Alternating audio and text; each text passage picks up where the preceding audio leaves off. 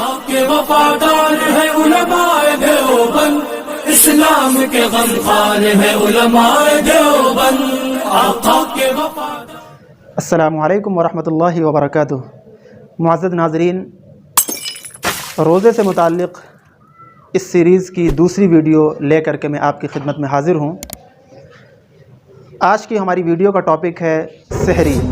لہذا سحری سے متعلق جو مسائل ہیں وہ آپ کی خدمت میں پیش کرنے کی کوشش کروں گا. سحری ایک برکت والی چیز ہے.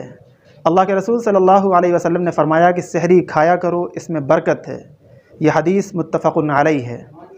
سحری کا وقت صبح صادق طلوع ہونے تک رہتا ہے، اور آج کل صبح صادق کو جاننا یہ بہت ہی آسان طریقہ ہے کہ آج کل کیلنڈر موجود ہیں، گھڑیاں موجود ہیں اور جنتریاں موجود ہیں. اس میں دیکھ کر کے آدمی صبح صادق کا وقت معلوم کر سکتا ہے.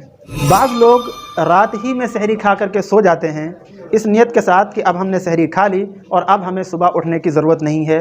یہ پسندیدہ عمل نہیں ہے، بلکہ سحری اس کھانے کو کہتے ہیں جو رات کے آخری حصے میں کھائی جائے. لہذا ہمیں چاہیے کہ ہم سحری کو سحری کے وقت میں کھائیں تاکہ سحری کی برکتیں بھی حاصل ہوں. بعض لوگ فجر کی اذان ہونے تک سحری کھایا کرتے ہیں. اذان ہونی شروع ہوئی تب انہوں نے سحری بند کی. یہ سراسر غلط ہے. ایسا کرنے والے شخص کا روزہ نہیں ہوگا، کیونکہ اذان کا وقت جب شروع ہوتا ہے جب سحری کا وقت ختم ہو جاتا ہے. لہذا اذان ہونے کا مطلب یہ ہے کہ مکمل سحری کا وقت ختم ہو چکا ہے. اب اگر کوئی شخص سحری کھاتا ہے تو اس شخص کا روزہ نہیں مانا جائے گا. ایک مسئلہ اور قابل غور ہے کہ بعض لوگوں کے ساتھ یہ حالت پیش آتی ہے کہ رات کے وقت میں وہ ناپاک ہو گئے. لہذا اب وہ کیا ناپاکی کی حالت میں سحری کھا سکتے ہیں؟ لہذا جواب ہے کہ ضرور کھا سکتے ہیں.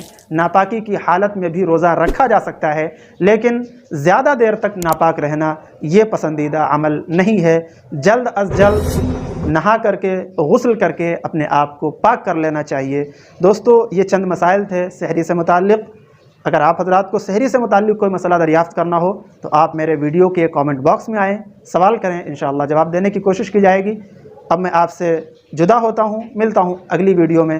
جزاک اللہ خیرہ. السلام علیکم ورحمۃ اللہ وبرکاتہ.